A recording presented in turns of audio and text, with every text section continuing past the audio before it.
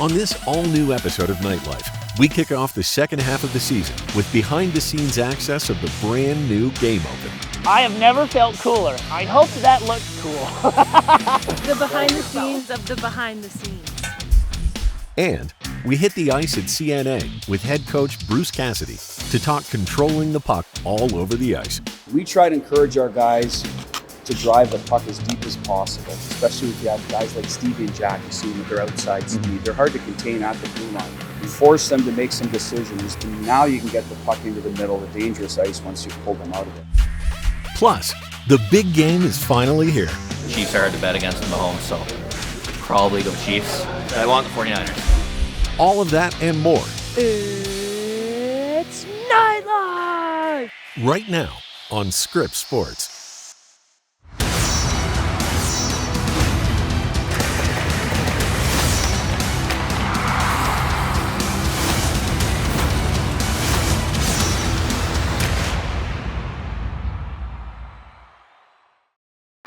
Welcome into this all-new episode of Nightlife. The second half of the season is here.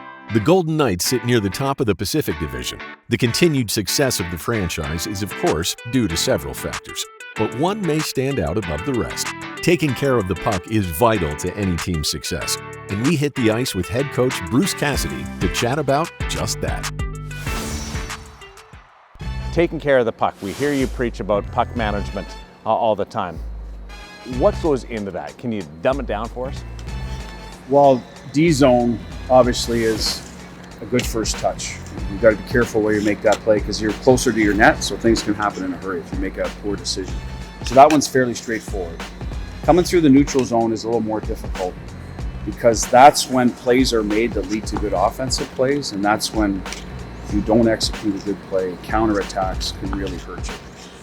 And by that, I mean most of your forwards are going north. If you don't make a good play, then they're not able to recover quick enough for the other team. And that's when you give up your that's the odd man rush game, for and against usually. What are you doing with the puck between the blue lines will dictate that. What we try to teach, and it's a simple term, is there ice available in front of you or is there ice available behind you?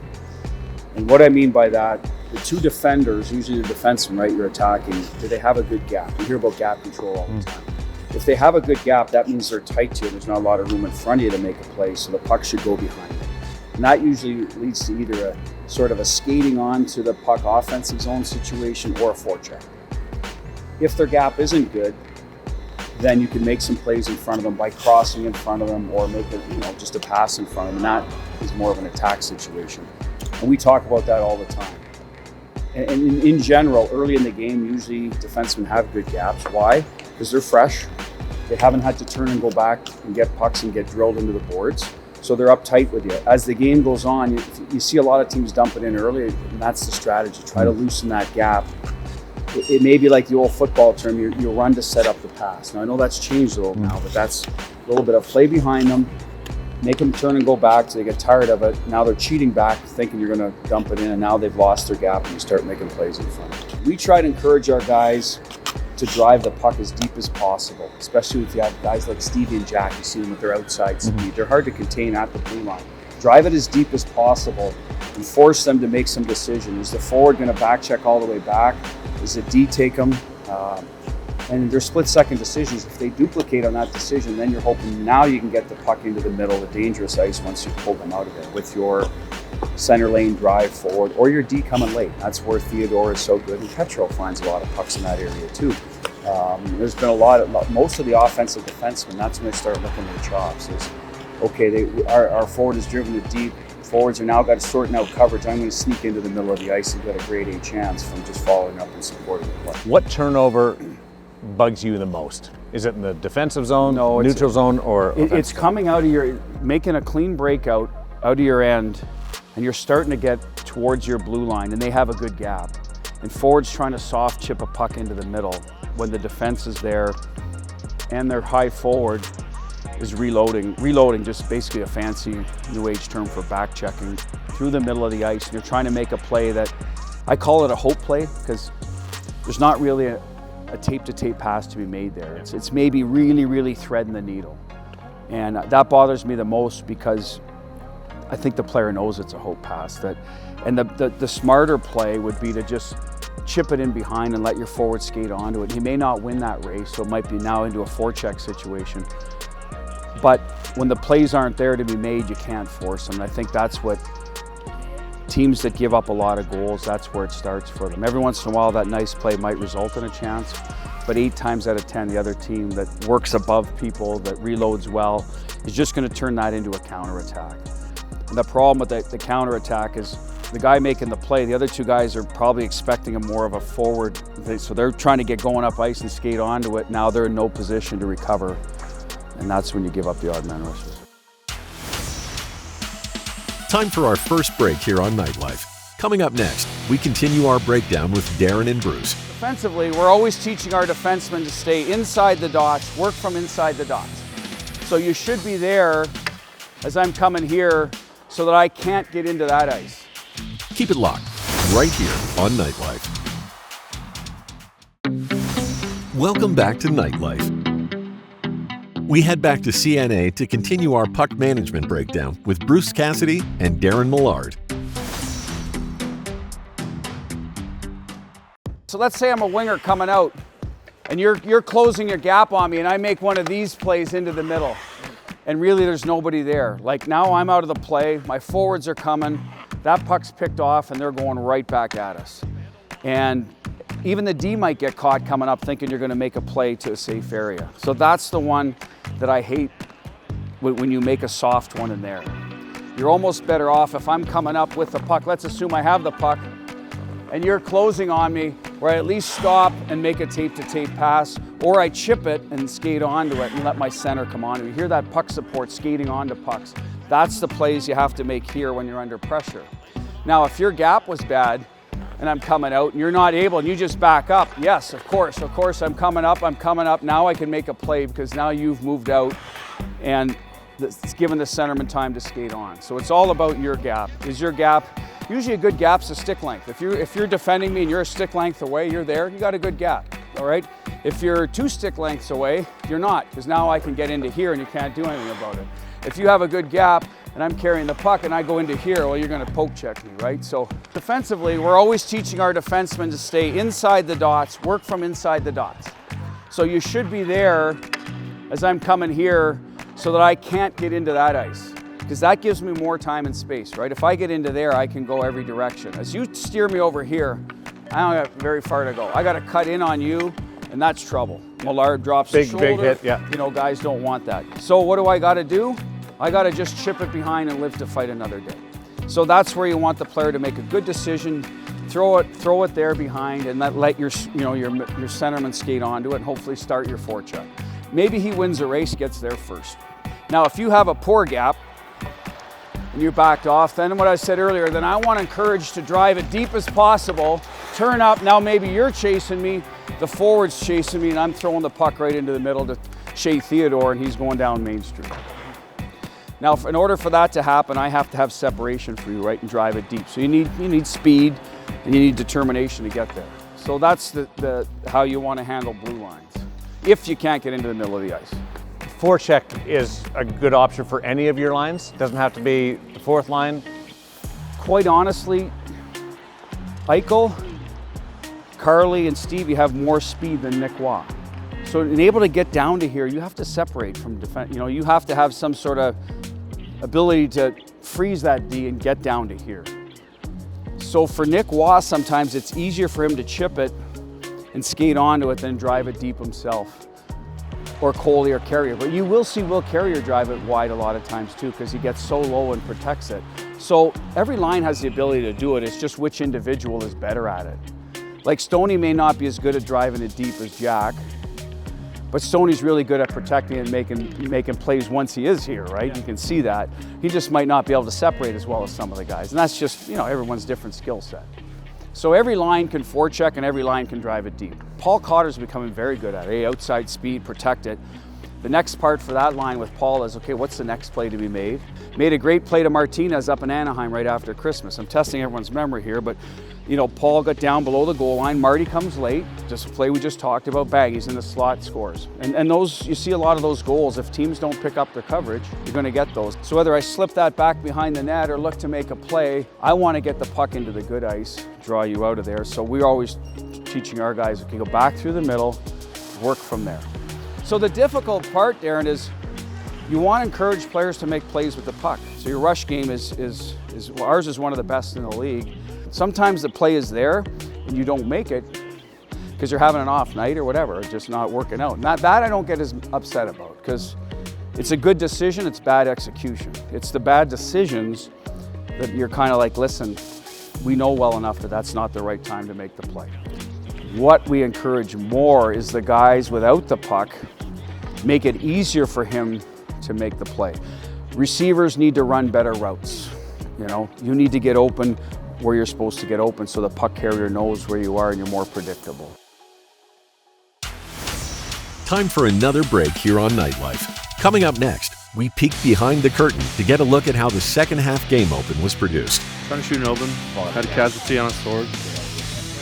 It's unfortunate. Keep it locked. Nightlife on Scripps Sports. We'll be right back.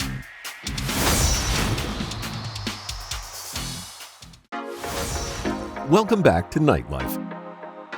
When it comes to fan experience, the Golden Knights top the charts. The sheer amount of production work that goes into putting on a show at T-Mobile is unmatched. While the NHL gathered in Toronto for the All-Star Game, the VGK production team was hard at work putting together a special open to commence the second half of the season.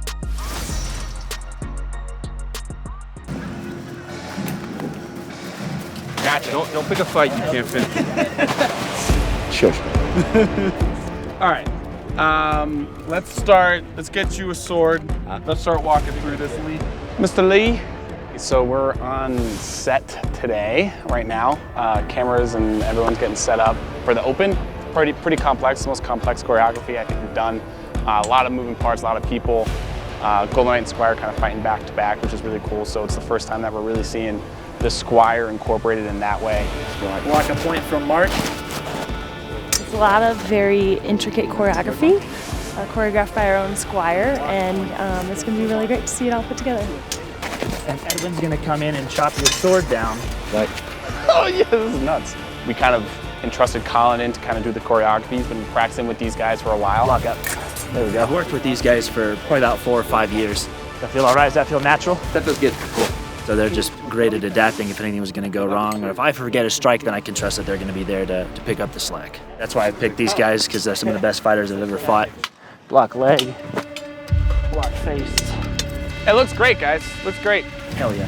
Looks great. It's an awesome location, obviously, over here in Mount Charleston. So it's just a really cool set piece. Obviously, with the mountain and everything in the background, it just looks almost, it looks medieval. Like it looks like you're not in Las Vegas. And it's nice to get up to this mountain. It's absolutely stunning up here.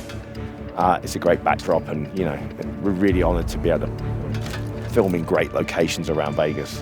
When the helmet comes out.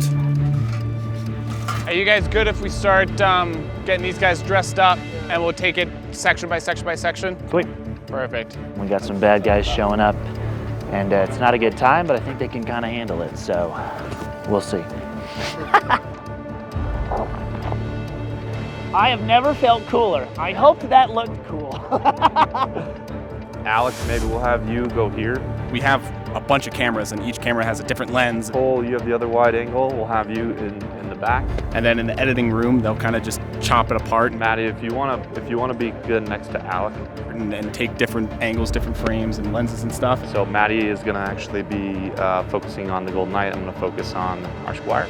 We did the 360 shot, so it's the shot where the Golden Knight and the Squire are practicing and the bad guys approach. Get out the shot. All right, thank you, sir. Appreciate you. So it's gonna look pretty awesome. Pull the sword out, get ready. Battle ready stance, and second action, go. My bad. Sword broken. Oh my god.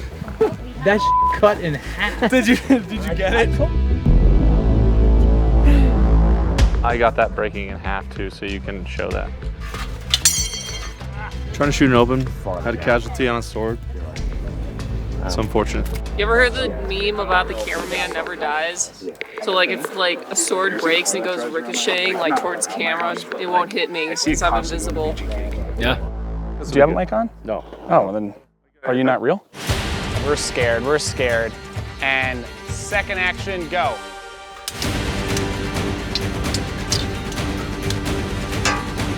A little Dutch angle there. Sword, very scary, okay. Second action, go. Action. Cut, that was really dope.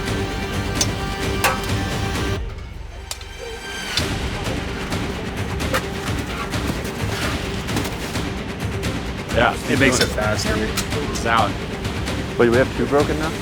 Those look like letter openers. Yeah. It is now. Third sword.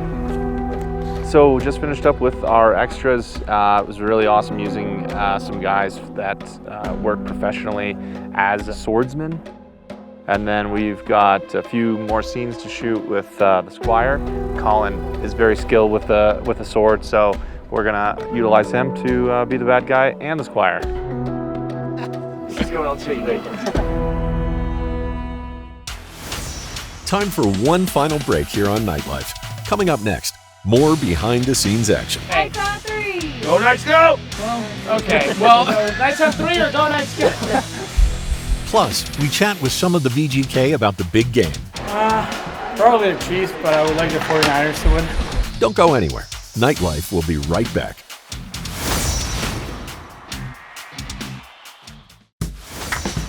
Welcome back to Nightlife. We head back into the mountains as the VGK production team continue to build the open.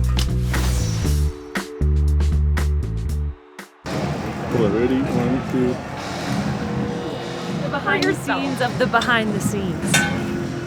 It's Nightlife! You know, once you get to the location, you see just different angles, you know, the way trees look, you know, where the sun is exactly. It changes stuff. So we're very open. We have an idea and we know what we're trying to get. It's the one vision. Shot 25. Okay, perfect. Yeah, reset, funny. Please show him, perfect. Yes, now you call him, mimic that. 1, noise, you guys are gonna turn and look, go back to back. Problem. And you put it back.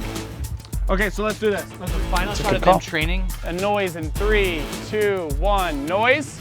We're all very open to changing things on the fly, And then like you're showing him how to stab, and then that's all it needs to be. shooting things in a different way. All right, one more time, here we go. Roll it. Good call, good call. Good call. Thanks to Jeff. Step out. Who's right there? Save the day. So now we need 2 things. Bad guy with all the flags. It's just another way to add a personal touch to our open. So every time you're in the arena and you see our open, the bad guy's gonna have a specific flag based on the team that's playing that night. And then bad guy fighting lead choreo. Ooh. Sweet. Is this the last shot of the day? It's not the last shot, it's the last big sequence we have. The main bad guys fighting the Golden Knight. This is then going to transition onto the ice. We're going to have some cool ice projection that our graphics team is whipping up.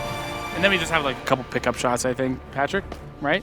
Oh, I think this is the last shot. All right, don't listen to me. Let's go, last shot, here we go. I guess, I don't know. Shot 30.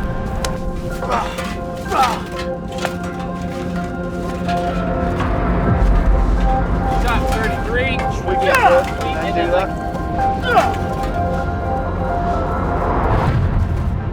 All right, that's a wrap. Hey, good job, everybody. Woo! Nights on 3. Nights on 3. For the end of the video. You gotta make sure it's good for Josie. Get in, Alec. Save the day. Okay. Nights on 3! Go Knights, go! Well, Okay, well, Nights on 3 or go Knights go? Go Nights go. Script Sports. You do it, Lee. 3, 2, 1.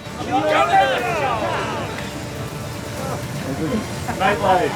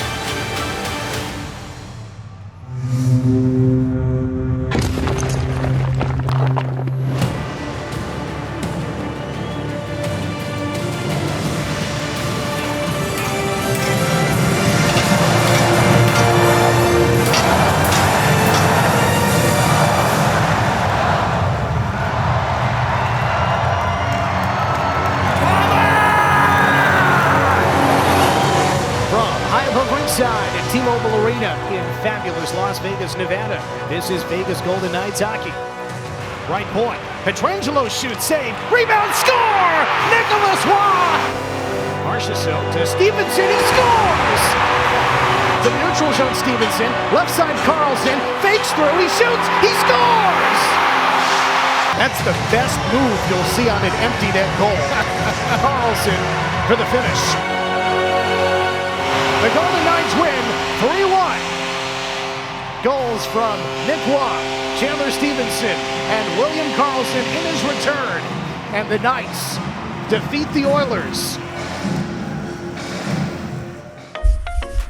That does it for this week on Nightlife. Before we go, however, with the big game right around the corner, we wanted to get some reaction from your favorite VGK.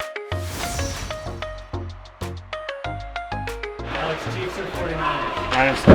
Chiefs or 49ers? 49ers. Chiefs. No brainer. Probably the Chiefs, but I would like the 49ers to win. 49ers. 49ers. I'm going Chiefs. Can't bet against Mahomes. 49ers. Well, it hurts with the 49ers, but Chiefs are hard to bet against Mahomes, so probably go Chiefs. But I want the 49ers. Who you got, VGK faithful? Enjoy the game, and we'll see you next week.